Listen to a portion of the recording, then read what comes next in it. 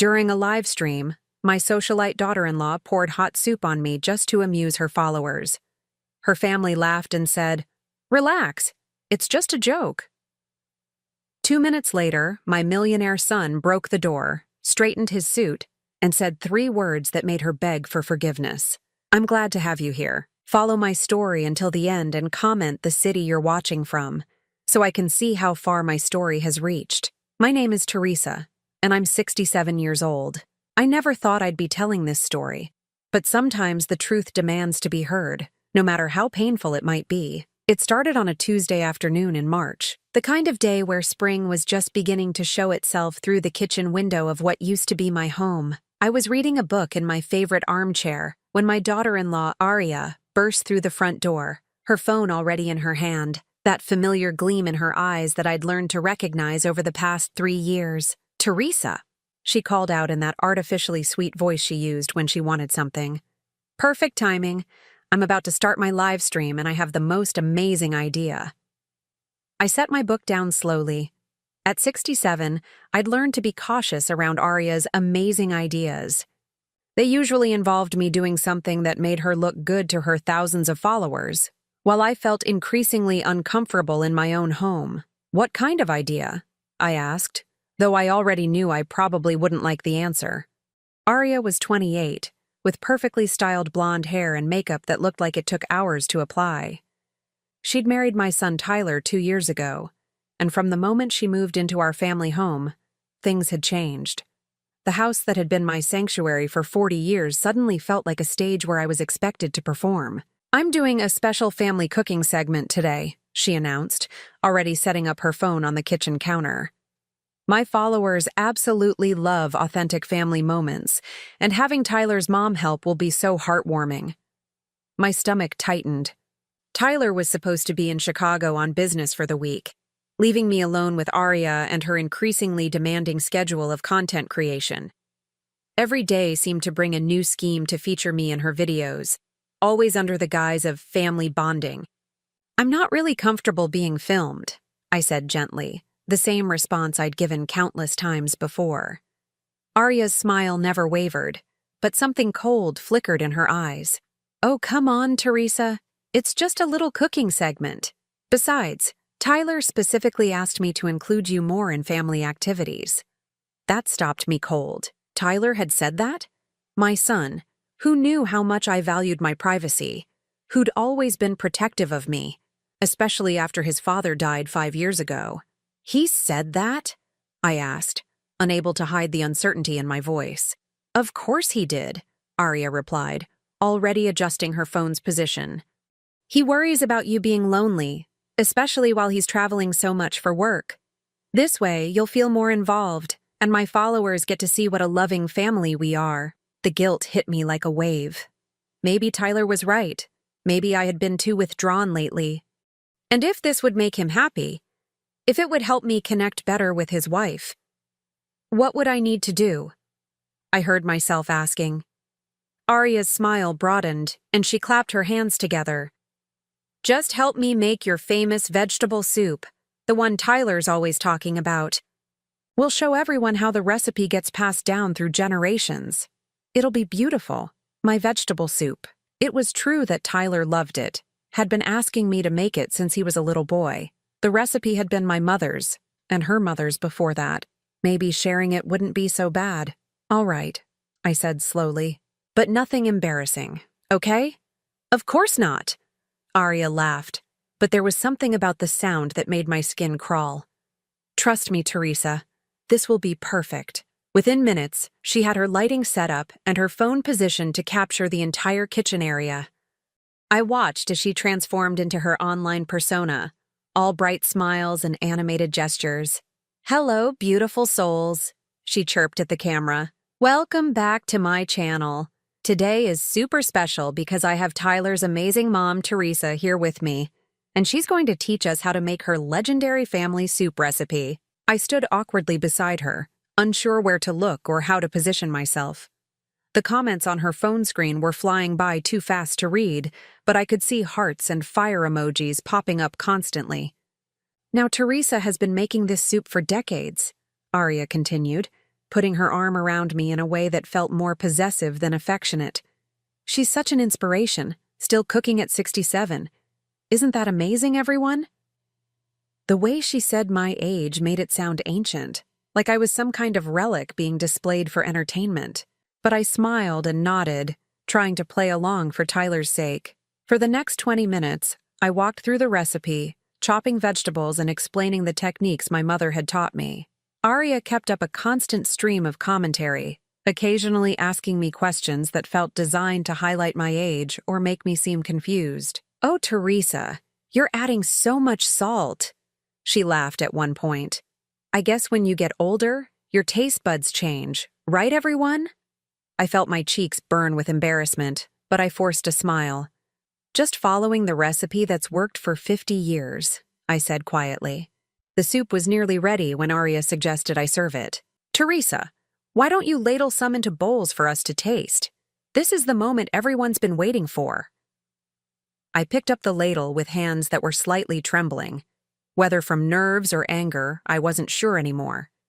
The soup was hot, steam rising from the pot, and I carefully began filling the first bowl. "Be careful, Teresa," Arya said loudly, moving closer to me. "We don't want any accidents." That's when I should have seen it coming. The way she positioned herself, the way her phone was angled, the gleeful anticipation in her voice. But I was focused on not spilling, on doing this right for the cameras, for Tyler, for the family harmony I thought I was helping to create. As I lifted the ladle to pour into the second bowl, Arya suddenly lurched forward, bumping into my arm with enough force to send the entire contents of the ladle flying. But instead of spilling harmlessly onto the counter, the scalding soup splashed directly across my chest and arms. The pain was immediate and excruciating. I cried out, dropping the ladle as the hot liquid soaked through my shirt, burning my skin. I stumbled backward, my hands instinctively trying to pull the wet fabric away from my body. "Oh my God!" Arya squealed, but she was laughing, actually laughing. "Did everyone see that? Teresa had a little accident. Don't worry, she's fine." I wasn't fine. My chest felt like it was on fire, and I could already feel blisters forming on my forearms. But what hurt even more was the sound of laughter coming from behind the camera. Arya's mother, who had apparently been watching from the living room, was giggling like she'd just witnessed the funniest thing in the world. "It's just a little soup, Teresa," she called out. "Don't be so dramatic." Arya was still addressing her camera, her voice bright and entertained. "Sometimes cooking with the older generation comes with surprises. Teresa's okay, everyone, just a little kitchen mishap. Happens to the best of us." I stood there, scalded and humiliated, while she treated my pain like entertainment for her followers. The comments on her screen were a blur of crying, laughing emojis and messages saying things like, "OMG, so funny," and "Poor grandma. I need to clean this up," I managed to say, my voice barely above a whisper. Of course," Arya said dismissively, still focused on her phone. "Thanks for being such a good sport, Teresa. Everyone say bye to Tyler's mom." I didn't wait to hear the goodbyes. I stumbled to the bathroom, my skin screaming in pain, my heart breaking from something much worse than physical injury. As I ran cold water over my burns, I could hear Arya still talking to her camera, milking the accident for every bit of content she could squeeze from it. That's when I realized the terrible truth. This hadn't been an accident at all. The way she'd positioned herself, the way she'd bumped into me at exactly the right moment, the way she'd immediately turned it into entertainment rather than showing any concern for my injuries, I had been set up, used, humiliated for the amusement of strangers on the internet. And my son, the one person I thought would always protect me, was hundreds of miles away, completely unaware that his wife had just turned his mother into a laughingstock. As I stared at my reflection in the bathroom mirror, my shirt soaked and my skin red and blistering, I wondered how I had ended up here. How had I become so powerless in my own home? And more importantly, what was I going to do about it? The sound of Arya's laughter drifted down the hallway, and I realized that my real nightmare was just beginning. The burns on my chest and arms took 3 days to stop throbbing, but the humiliation felt like it might last forever. I spent those days mostly in my bedroom, applying aloe vera gel and trying to make sense of what had happened. Arya knocked on my door twice, both times with that same artificially sweet voice, asking if I needed anything. "I'm fine," I called back each time, though we both knew that was a lie. On the fourth day, I finally felt strong enough to venture back into the kitchen. The house was quiet. Arya had gone out to meet with some sponsors. She'd announced loudly enough for me to hear through my bedroom door. I was grateful for the solitude as I made myself a cup of tea, my movements careful and deliberate. That's when I noticed her laptop sitting open on the kitchen counter, the screen still glowing. I shouldn't have looked. I knew that. But something compelled me forward, maybe the same instinct that had been whispering warnings about Arya for months. The laptop was angled so I could see the screen clearly, and what I saw made my blood run cold. She was in the middle of editing the video from Tuesday.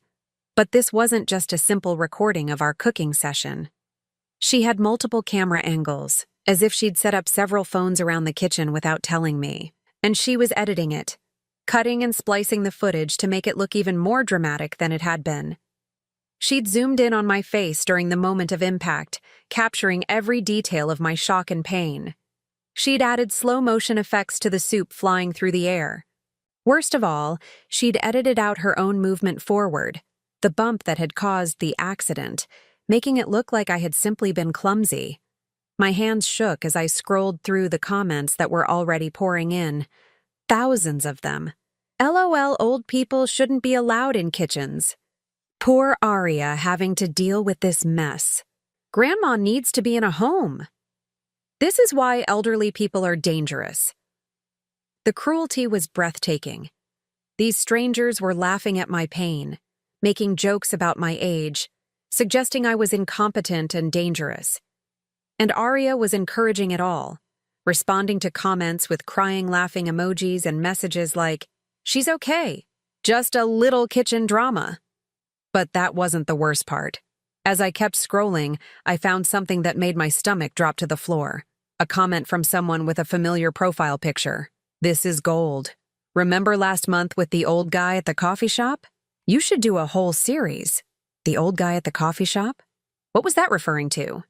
My fingers trembling, I clicked on Arya's profile and started scrolling through her previous videos.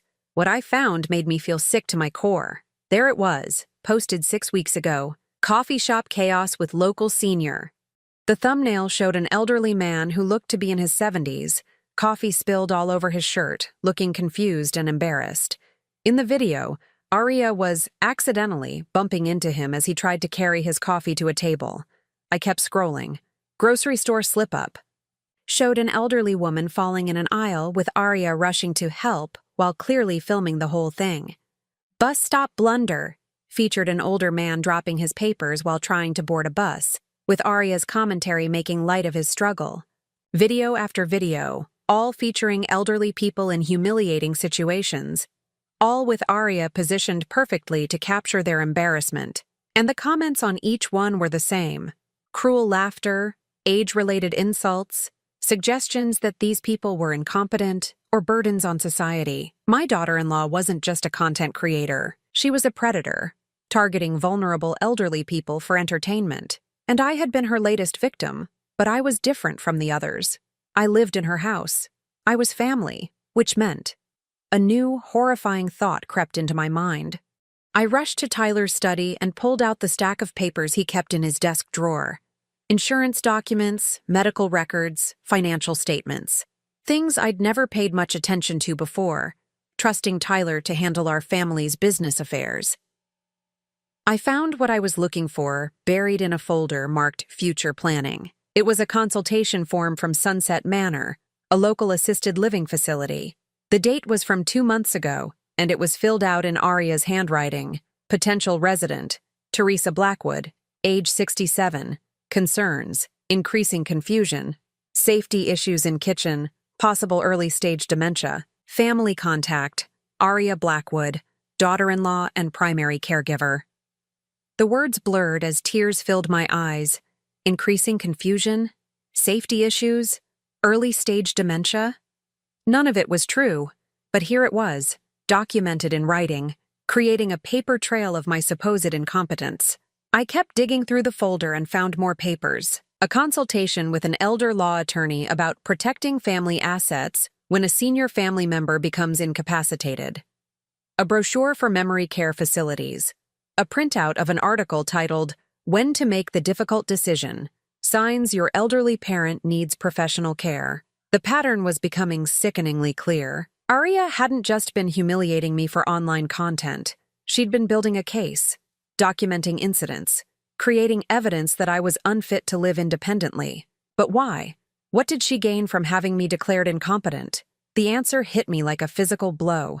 Tyler's trust fund, the one his father had set up before he died, the one that would pass to Tyler completely when I either died or was declared mentally incompetent. The trust fund worth nearly $2 million that Tyler had never even mentioned to Aria, as far as I knew. But somehow she knew about it. My phone buzzed with a text message. Tyler. "Hey, Mom. How are you feeling? Aria told me about the kitchen accident. She said you seemed pretty shaken up. We should talk when I get back tomorrow." Aria had already gotten to him, already started spinning her version of events. And knowing Tyler, knowing how much he loved and worried about me, he would be concerned, worried about my safety, open to suggestions about how to better protect me. I sank into Tyler's desk chair, my mind racing. How long had this been going on? How many other incidents had Aria orchestrated or exaggerated? The time I'd fallen down the stairs last month, had that really been an accident? The day I'd gotten lost driving to the grocery store, had someone tampered with my GPS? Every strange occurrence, every moment of confusion or mishap over the past few months, suddenly looked different through this new lens. I hadn't been getting older and more fragile. I'd been under attack.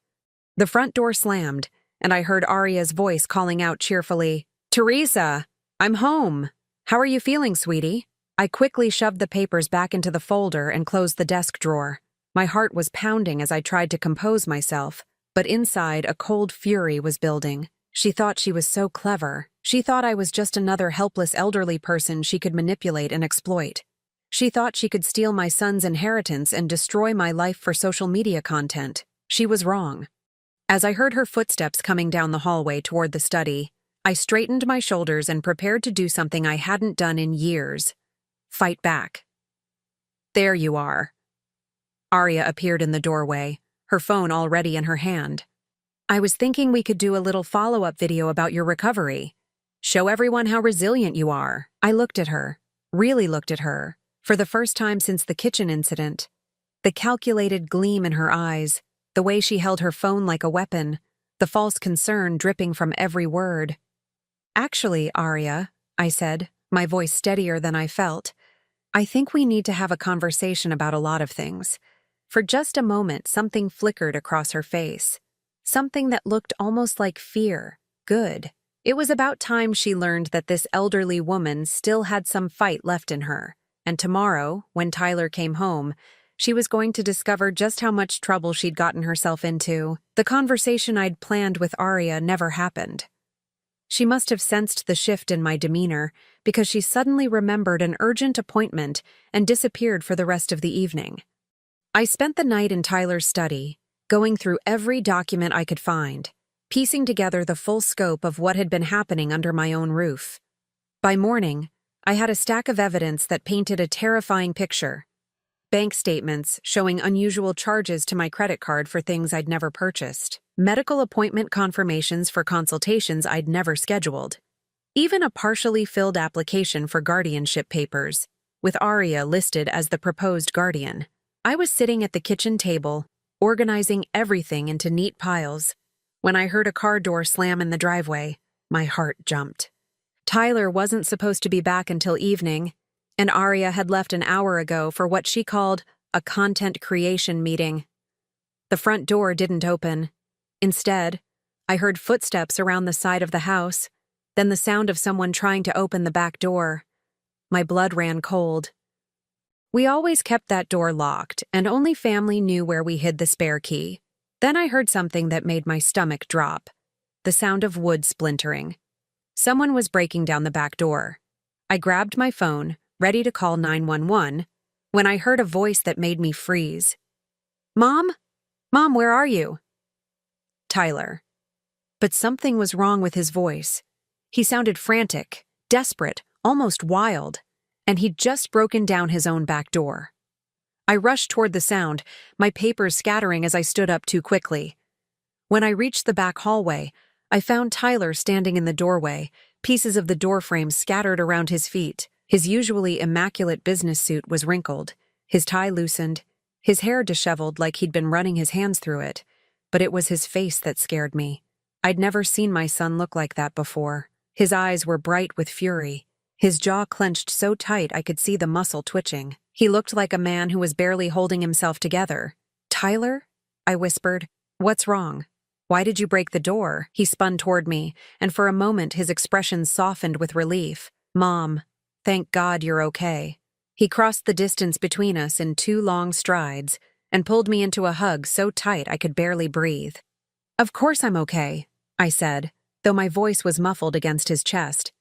"But Tyler, you're scaring me. What's going on?"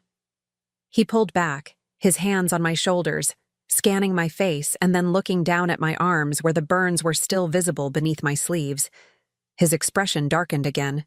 "Where is she?" he asked, his voice low and dangerous. "Aria?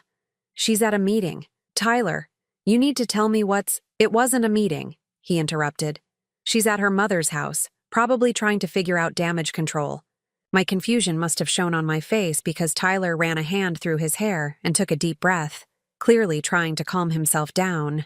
"Mom, I need you to sit down. There's a lot I have to tell you, and none of it is going to be easy to hear." He led me back to the kitchen where he saw the papers I'd been organizing. His face went pale as he recognized some of the documents. "You found them," he said quietly. "You knew?" The words came out as barely a whisper. Tyler sank into the chair across from me, suddenly looking exhausted. "I've been investigating Aria for the past 6 weeks, ever since I got an anonymous tip about her content." "Anonymous tip?" "Someone sent me a link to one of her videos, the one with the elderly man at the coffee shop. They said they thought I should know what my wife was doing." He paused, his hands clenched into fists on the table. "At first, I thought it had to be a mistake, some kind of misunderstanding. But then I started watching more of her content, and I realized..." He trailed off, shaking his head. "You realized what?" "That my wife is a monster." The word hung in the air between us. Monster. It seemed too harsh, too dramatic, but as I thought about everything I'd discovered, I realized it might be the most accurate description. "I hired a private investigator," Tyler continued. "I needed to know how deep this went, whether you were safe, whether she was planning something worse." "The trust fund," I said quietly. Tyler's head snapped up. "You know about that? I found papers about having me declared incompetent, about you inheriting when I couldn't finish the sentence. $2 million, Tyler said, his voice bitter. "That's what this is all about. $2 million that I never even wanted, never even thought about. Money that she somehow found out about and decided was worth destroying our family to get." I felt like I was in a nightmare. How did she find out? "She went through my personal files while I was on a business trip last month. The investigator found deleted browser history on my computer, searches for information about trust fund inheritance laws, elder abuse statutes, guardianship procedures." The pieces were falling into place, each revelation more sickening than the last. "Tyler, the kitchen incident. I saw it." His voice was flat, emotionless. "I saw the whole thing." "What do you mean you saw it?" Tyler pulled out his phone and showed me an app I didn't recognize. "I installed security cameras in the house 3 weeks ago. Hidden ones. I needed to know what was happening when I wasn't here." He tapped the screen, and suddenly I was watching myself from Tuesday afternoon, standing in our kitchen while Aria set up her phone. The angle was different from her recording, positioned higher up, and it showed something her cameras had missed. It showed her deliberately positioning herself to bump into me. It showed her calculating the angle, timing her movement perfectly. It showed her smile just before she lurched forward. "She planned it," I breathed. "Every second of it." Tyler's voice was getting harder again. and I watched it happen in real time from my hotel room in Chicago. I watched my wife burn my mother on purpose for internet points. I felt sick. Why didn't you come home immediately? Because I needed proof. Real proof that would hold up in court. He gestured to a briefcase I hadn't noticed him carrying. I spent the last 4 days gathering evidence. Bank records, video footage, witness statements from some of her other victims. Other victims? The investigator tracked down 12 people she's targeted over the past 8 months. Elderly people she's humiliated for content. Some of them have been too ashamed to speak out, but others, he shook his head. One man ended up in the hospital after she accidentally caused him to fall downstairs at a mall. A woman lost her job because Aria filmed her having what looked like a confused episode at work, not mentioning that she'd been deliberately given wrong directions. The scope of it was overwhelming. This wasn't just about me or even about the money. Aria was systematically targeting vulnerable people and destroying their lives for social media content. There's more, Tyler said quietly. The investigator found evidence that she's been drugging you. What? The word came out as a croak. Small doses of sedatives in your evening tea. Just enough to make you slightly confused, a little unsteady. Nothing that would show up on a routine medical exam, but enough to support her claims that you were developing cognitive issues. I thought about all the times over the past few months when I'd felt foggy in the evenings, blamed it on getting older, on stress. The nights when I'd felt dizzy or disoriented. The mornings when I'd woken up feeling like I hadn't slept well despite being in bed for 10 hours. She's been poisoning me, I said, the reality of it hitting me like a physical blow, slowly and carefully. Building a case that you were becoming mentally incompetent while simultaneously creating incidents that would support that narrative. We sat in silence for a moment, the weight of everything settling between us. Finally, I looked up at my son. What happens now?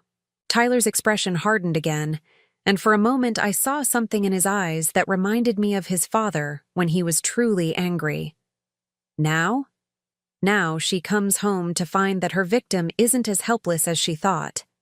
As if summoned by his words, we heard a car pulling into the driveway.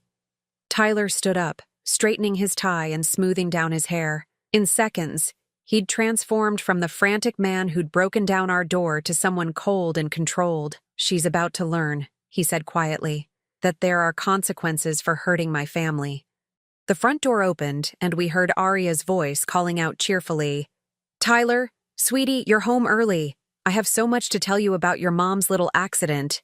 Tyler looked at me one last time. "Whatever happens next, Mom, I need you to know that I'm sorry. I'm sorry I wasn't here to protect you. I'm sorry I married someone who could do this to you. And I'm sorry for what you're about to witness." The sound of heels clicking on hardwood grew closer.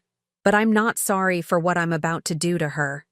Aria walked into the kitchen with her usual confidence, phone already in hand, probably ready to document whatever interaction she was planning to have with Tyler about my condition. Her smile was bright and practiced, the same one she used for her followers. "Tyler!" she squealed, rushing toward him with arms outstretched. "I'm so glad you're home early.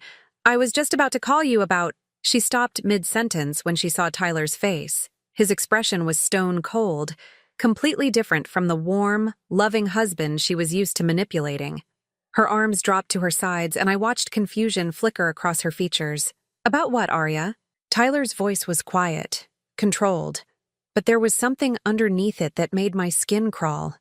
I'd never heard my son sound so dangerous. "About your mother," Aria said, her voice becoming uncertain. "She had another episode yesterday. The kitchen incident I told you about? It's getting worse, Tyler. I think we need to seriously consider our options for her care." Tyler didn't respond immediately. Instead, he pulled out his phone and set it on the kitchen table, screen facing up. With a few taps, the video from Tuesday afternoon began playing, but this wasn't Aria's edited version. This was the raw footage from Tyler's hidden camera, showing everything. The color drained from Aria's face as she watched herself deliberately positioned to bump into me. Watched herself time the collision perfectly. Watched herself immediately pivot to entertainment mode while I stood there burned and humiliated. "I can explain," she whispered. "Can you?" Tyler stood up slowly, his height suddenly seeming imposing in our small kitchen. "Can you explain why you've been systematically abusing my mother for months? Can you explain the sedatives we found in her tea? Can you explain the forged medical documents?" With each question, Tyler pulled a document from his briefcase and placed it on the table. The medication bottles, the fake consultation reports, the guardianship papers. "Can you explain this?" He slammed down a thick folder that I hadn't seen before. Arya stared at it like it was a snake about to strike. "What is that?" she asked, though her voice suggested she already knew. "Bank records," Tyler said, "showing that you've been stealing from my mother for 3 months. Small amounts at first, then increasingly larger sums. $16,000 total, charged to her credit card for things like designer clothes, spa treatments, and equipment for your social media content." $16,000. I felt the room spin slightly. I had noticed some charges on my statements that seemed odd, but when I'd asked Arya about them, she'd had reasonable explanations. Medical appointments I'd supposedly forgotten about, groceries she'd picked up for the household, equipment for home improvements. "Those were legitimate expenses," Arya said, but her voice lacked conviction. "I was helping Teresa with things she couldn't manage anymore, like the $700 handbag you bought at Nordstrom last week." Tyler's voice was getting colder. "Or the $1,500 cosmetic procedure you charged to her card. Or how about the ring light and professional microphone setup you bought for your content creation?" Each revelation hit me like a physical blow. She hadn't just been abusing me emotionally and physically. She'd been robbing me blind while pretending to care for me. "And then there's this," Tyler continued, pulling out another folder. "Financial projections showing exactly how much money you'd have access to once you had me declared your mother's guardian and gained control of her assets."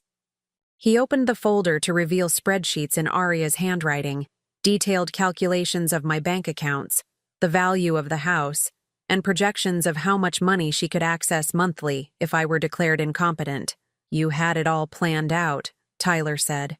"Right down to which facility you'd put her in, and how much of her assets you could liquidate without drawing attention." Arya's breathing was becoming shallow, panicked. Her eyes darted between Tyler and me, looking for some escape, some explanation that would make this all go away. "Tyler, you don't understand," she said, her voice taking on a pleading tone. "Your mother is sick. She's getting confused, having accidents. I was just trying to protect her, to protect both of you from making difficult decisions later. By drugging her," Tyler's voice cracked like a whip. "By deliberately causing accidents and filming them for entertainment? By stealing her money and forging medical documents?" He pulled out his phone again and opened a different app. "Would you like to hear what Dr. Martinez had to say when I called him yesterday?" Arya went white. "You remember Dr. Martinez, don't you? The physician you claimed had diagnosed my mother with early-stage dementia? Funny thing about that, Arya. When I called his office, they had no record of my mother ever being a patient. No consultation, no diagnosis, no treatment recommendations. Nothing. The forgery was complete. Arya had created an entire fictional medical history to support her case for having me declared incompetent." "But here's the really interesting part," Tyler continued, his voice getting quieter and more dangerous. "Dr. Martinez does remember you. You called his office 6 weeks ago, asking detailed questions about dementia symptoms, about what kind of documentation would be needed to prove cognitive decline, about the legal process for having someone declared mentally incompetent." Arya started backing toward the kitchen doorway, but Tyler stepped sideways, blocking her escape route. "You researched this, Arya. You planned every detail. You turned my mother into a victim for your entertainment. You stole her money. You poisoned her. And you forged medical documents to steal her freedom. All for what? For money that you weren't even entitled to? For social media content?" "It wasn't supposed to go this far," Arya whispered, and for the first time, I heard something that might have been genuine emotion in her voice. "It started small, just little videos, and then people loved them so much, and the money started coming in and I thought." "You thought what?" Tyler demanded. "That elderly people were fair game? That my mother was disposable? I thought she'd be happier in a facility," Arya's voice rose, becoming shrill. She's lonely here, Tyler. She doesn't have friends. She doesn't go anywhere. She just sits around reading and watching TV. At least in assisted living, she'd have activities, people her own age to talk to. The audacity of it took my breath away. She was trying to justify abuse and theft by claiming it was for my own good. And the money? Tyler asked. I suppose stealing $16,000 from her was for her own good too? That money would have just sat in her accounts, Arya snapped, her mask finally slipping completely. She doesn't spend it on anything. She buys the cheapest groceries, refuses to go on vacations, won't even update her wardrobe. At least I was putting it to good use. Good use. Tyler repeated the words like they tasted bitter. Content creation equipment, designer clothes, cosmetic procedures. That's your definition of good use for money stolen from my mother? I was building a business. Arya's voice was becoming desperate now. A business that could support all of us. Do you know how much money I could make if I had a bigger platform? If I had better equipment? I was investing in our future. Our future? Tyler laughed, but there was no humor in it. Arya, we don't have a future. We never did, apparently, because the woman I thought I married doesn't exist. He reached into his briefcase one more time and pulled out a manila envelope. These are divorce papers. You can sign them now or you can fight them in court while facing criminal charges for elder abuse, theft, fraud, and assault. Arya stared at the envelope like it was a death sentence. Tyler, please, we can work this out. I can get help. I can change. We can go to counseling. Counseling? Tyler's voice rose for the first time. Arya, you've been systematically abusing my mother for months. You drugged her. You burned her with hot soup for internet content. You stole her money and tried to have her declared mentally incompetent so you could steal more. This isn't a marriage problem. This is a criminal problem. The kitchen fell silent except for Arya's rapid breathing. I watched my daughter-in-law realize that her carefully constructed world was crumbling around her, that all her manipulation and planning had led to this moment where she had no power left. What about my things? She asked finally, her voice small. What about them? My clothes, my makeup, my equipment. I need my things. Tyler stared at her for a long moment. The things you bought with money stolen from my mother? I don't think so. Tyler, please. You have 20 minutes to pack whatever you brought into this house that actually belongs to you. Everything else stays here until we can sort out what was purchased with stolen money. Arya looked between Tyler and me, searching for any sign of sympathy, any crack in our resolve. She found none. This isn't over, she said finally. Tyler smiled, and it was the coldest expression I'd ever seen on my son's face. Yes, Arya, it is. As she turned to leave the kitchen, Tyler called after her. Oh, and Arya? I should mention that I've already contacted each of the 12 people you've targeted over the past 8 months. Some of them are very interested in pressing charges. Arya's footsteps faltered on the stairs, but she didn't respond. 20 minutes later, we heard the front door slam. Through the kitchen window, I watched her throw a single suitcase into her car and drive away, leaving behind the life she'd tried to steal from me. Tyler sank into his chair, suddenly looking exhausted again. It's over, Mom. She can't hurt you anymore. But as I sat there surrounded by evidence of months of systematic abuse, I realized that while Arya might be gone, the real work of healing was just beginning. The silence after Arya left was deafening. Tyler and I sat in the kitchen for what felt like hours, surrounded by the evidence of her crimes, neither of us quite able to process what had just happened. The woman who had been living in our home, sharing our meals, pretending to be family, had been systematically destroying my life for months. I should have seen it sooner, Tyler said finally, his voice heavy with guilt. I should have known something was wrong. How could you have known? I asked, though my own voice sounded strange to my ears. She was very good at what she did. That was the truth that hurt the most. Arya hadn't been sloppy or obvious. She'd been calculating, patient, methodical. Every move had been planned, every incident carefully orchestrated to build her case while maintaining plausible deniability. Over the next few days, Tyler helped me sort through everything. We changed all the locks, canceled my credit cards, and set up new bank accounts that Aria couldn't access. I threw away every tea bag in the house, every beverage container that she might have tampered with. Tyler even had the house professionally swept for hidden cameras that Aria might have installed. The hardest part was going through her social media content. Tyler's private investigator had downloaded everything before she could delete it, and we spent hours watching video after video of elderly people being humiliated for entertainment. The comments were the worst part.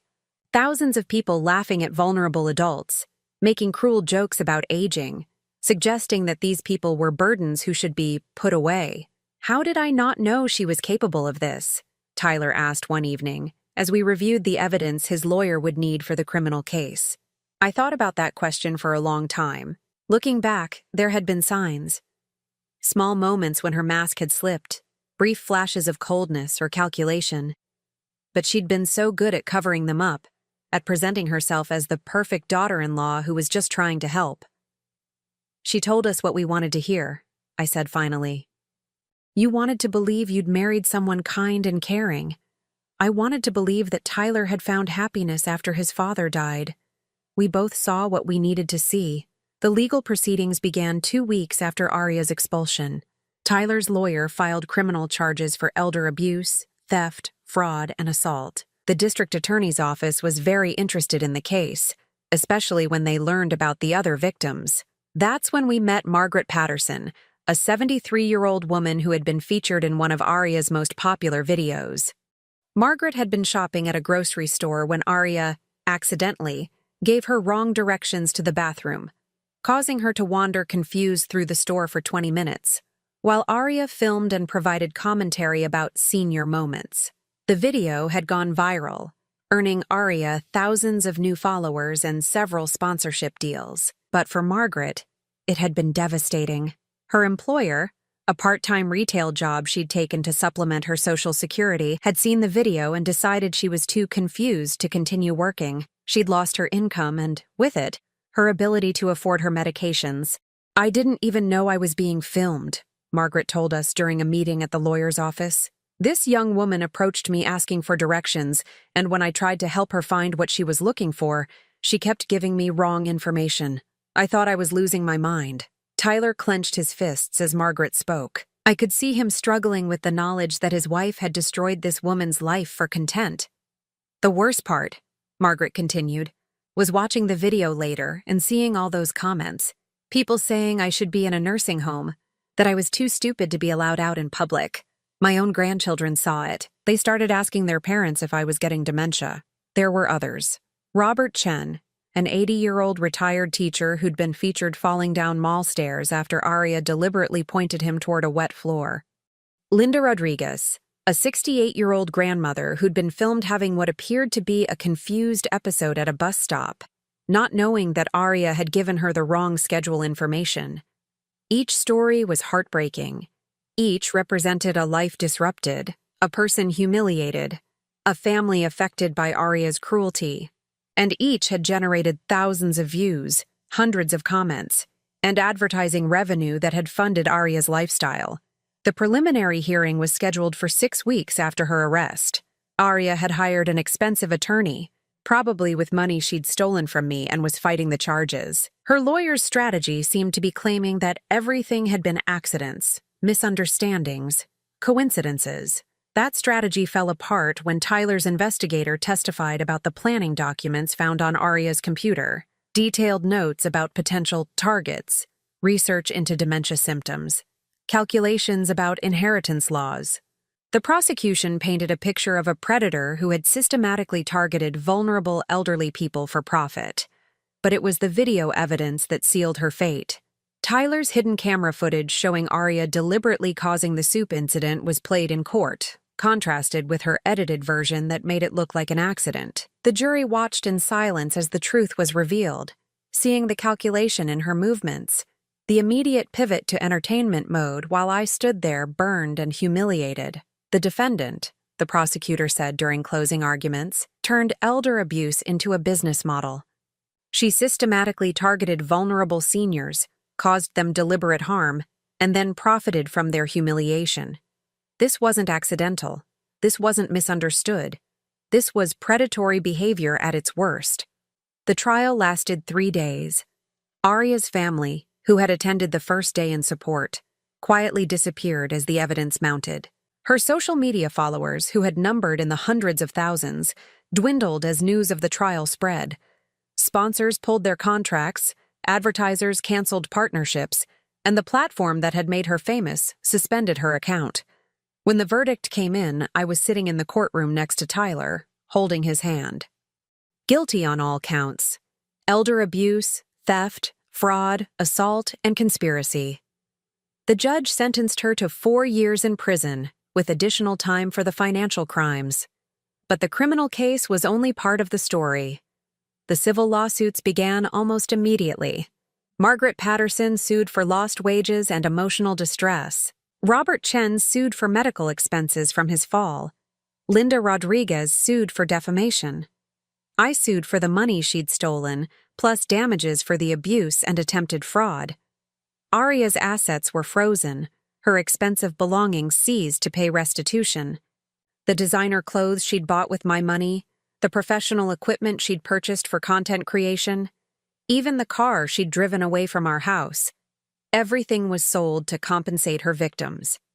The house felt different after she was gone, lighter somehow, as if her presence had been casting a shadow I hadn't even realized was there. Tyler moved back into his childhood bedroom, and we began the slow process of rebuilding our relationship. I keep thinking about what would have happened if that anonymous tip hadn't come in, Tyler said one evening as we shared dinner at the kitchen table. If I hadn't found out when I did, I thought about that too. How close she'd come to succeeding. The guardianship papers had been nearly complete.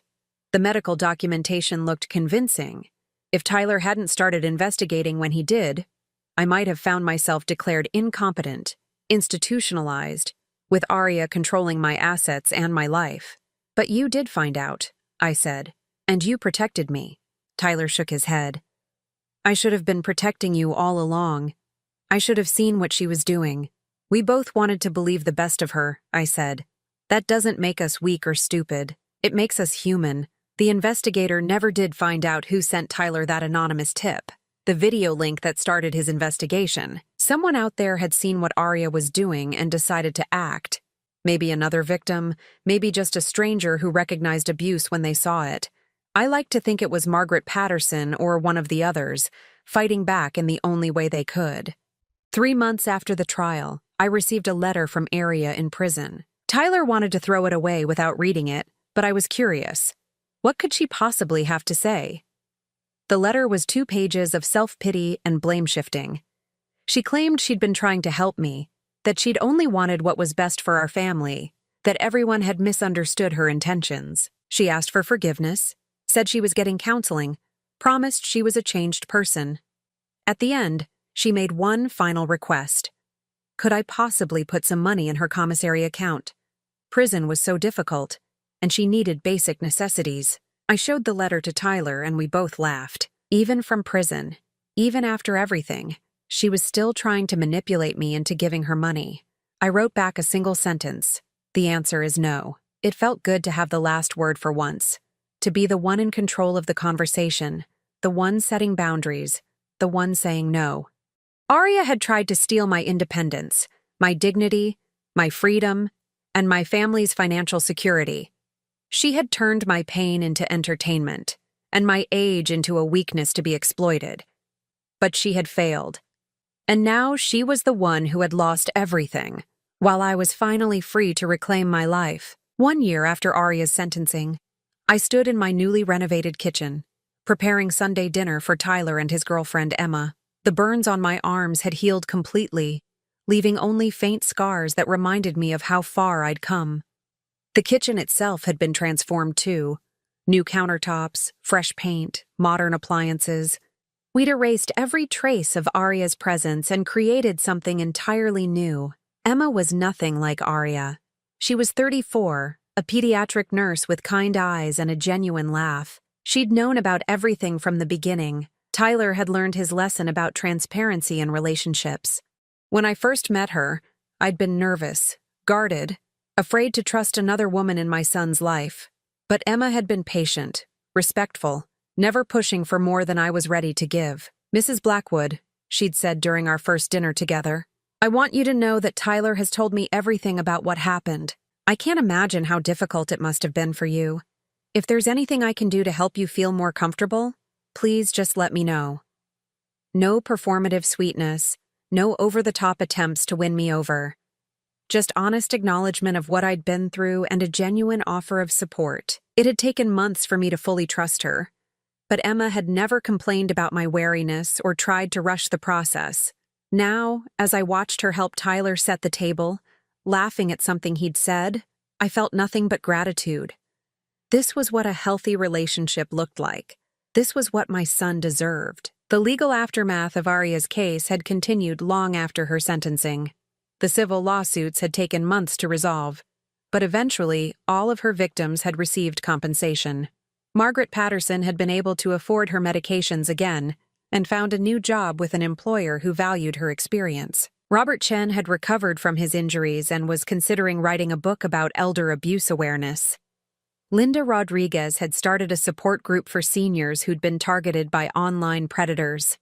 As for me, I'd received full restitution for the money Aria had stolen, plus additional damages for pain and suffering. The money sat in my account, mostly untouched. After everything that had happened, material possessions seemed less important than they once had. What mattered was freedom. The freedom to wake up each morning without fear, without wondering what new humiliation awaited me. The freedom to trust my own perceptions, to know that if something seemed wrong, it probably was. The freedom to set boundaries and enforce them without guilt. I'd started volunteering at a local senior center, helping other elderly people recognize the signs of financial abuse and online exploitation. It turned out that Aria wasn't unique. There were dozens of social media creators who targeted vulnerable populations for content. My story had become a cautionary tale, shared in workshops and training sessions for caregivers and family members. "The thing people don't understand," I told audiences when I spoke about my experience, "is how gradual it was. She didn't start by burning me with soup or forging medical documents. She started with small boundary violations, little moments of disrespect that seemed harmless. By the time the abuse escalated, I'd already been conditioned to accept unacceptable behavior. The responses to my talks were always intense. Other seniors would approach me afterward, sharing their own stories of manipulation and abuse. Adult children would thank me for helping them recognize warning signs in their own parents' situations. Caregivers would ask for advice about protecting their elderly clients. It felt good to turn my trauma into something helpful, to ensure that Aria's victims wouldn't be forgotten and that other potential victims might be protected. Tyler had thrown himself into his work with renewed focus, but he'd also made significant changes in his priorities. He traveled less, delegated more, and made sure we had regular family time. We'd started a tradition of Sunday dinners, just the three of us now that Emma had become a permanent fixture in our lives. "I keep thinking about how different things could have been," Tyler said one evening as we cleaned up after dinner. "If I hadn't gotten that anonymous tip, if I hadn't started investigating when I did." "But you did?" I reminded him, the same response I always gave when he went down this path. "And you saved me." "We saved each other," he corrected. "You were already figuring it out. You found those documents, you saw through her lies. I just provided the backup you needed." He was right, and that realization had been one of the most important parts of my healing. I hadn't been a helpless victim.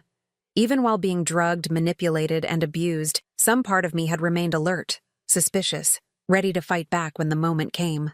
That strength had never left me, even when I'd thought it had. Emma looked up from where she was loading the dishwasher. "Have you heard anything about Aria recently?" Tyler and I exchanged glances. We had, actually.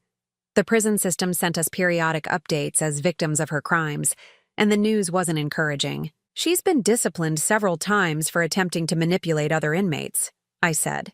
"And she's refused most of the counseling programs they've offered. Her parole hearings keep getting postponed because she won't acknowledge the harm she caused." "Some people never change," Emma said quietly. And some people do, Tyler added, looking at me with pride. Mom's stronger now than she was before this whole thing started. He was right about that too. I was stronger. Not because of what Aria had done to me, but because of how I'd survived it, how I'd found my way back to myself, how I'd learned to trust my instincts and value my own worth. The scars on my arms had faded, but I still looked at them sometimes, remembering that day in the kitchen when Aria had burned me for contempt. The memory no longer filled me with shame or pain. Instead, it reminded me of my resilience, of the moment when I'd begun to see through her manipulation. 6 months ago, I'd made a decision that surprised everyone, including myself. I'd started dating again. Harold was a widower I'd met at the senior center, a retired teacher who volunteered in the literacy program. He was 71 with gray hair and laugh lines around his eyes, and he treated me with the kind of respect I'd forgotten I deserved. Our relationship was slow, careful, built on genuine friendship and shared interests rather than convenience or manipulation.